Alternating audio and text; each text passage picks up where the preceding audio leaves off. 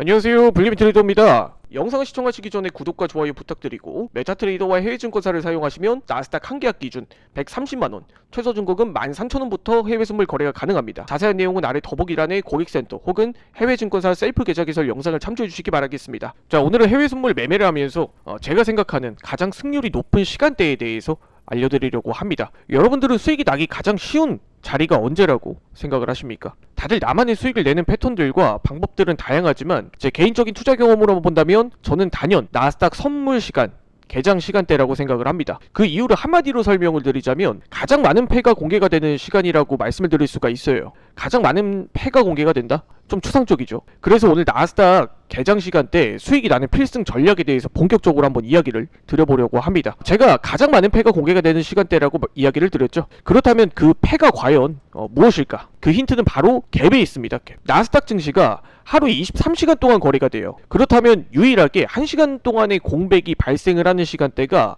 바로 나스닥 시장 개장 시간대예요. 갭이 발생하는 이유에는 뭐 여러 가지가 있겠지만 이 1시간 동안에 굉장히 많은 정보들이 오고 갑니다. 예를 들어 실적 발표라든지 혹은 개장 전 주요 발언이라든지, 그렇기 때문에 우리가 이 시간대가 굉장히 중요한 시간대예요. 그래서 이 시간대만 잘 활용을 해도 우리가 수익을 내는 데는 그리 어렵지 않다라는 거. 자, 그렇다면 다시 돌아가서 우리가 갭의 원리에 대해 살펴볼게요. 자, 갭이라는 게 도대체 왜 발생을 할까요? 우리가 갭이라는 것을 원초적으로 생각을 해보면 이미 개장 전후로 매수세가 강하게 몰릴 경우에는 갭 상승 패턴이 나타나고, 반대로 이제 개파락의 경우는 매도세가 강하게 몰리는 경우에는 개파락이 발생을 하겠죠. 아마 모르시는 분들은 없으실 거라고 생각을 합니다. 근데 이 갭이 발생했다라는 우리가 사실에 좀 집중을 해봐야 돼요.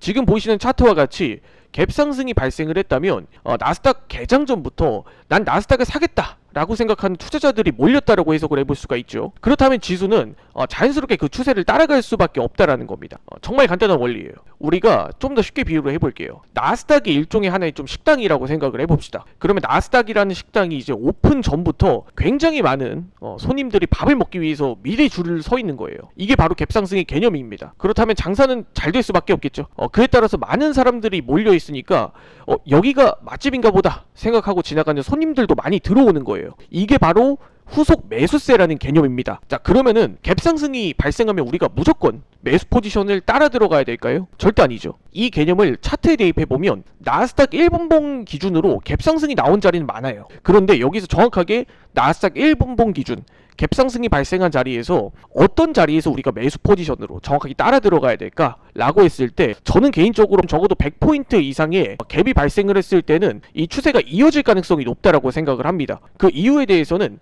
갭이라는 것은 클수록 신뢰도가 높아요. 적어도 나스닥 선물 기준에서는 100포인트 이상의 이 갭이 발생을 해야 추세가 이어질 가능성이 높다라는 거예요. 그에 따라서 후속 매수세도 자연스럽게 강하게 따라올 수밖에 없겠죠. 반대로 갭이 약하게 발생을 하면 오히려 이는 반발 매도세도 함께 따라오는 경우가 많습니다. 그렇다면 일반적으로 이 시간대에는 갭을 보고 따라가는 매매를 해도 승률이 높은 자리라는 거예요.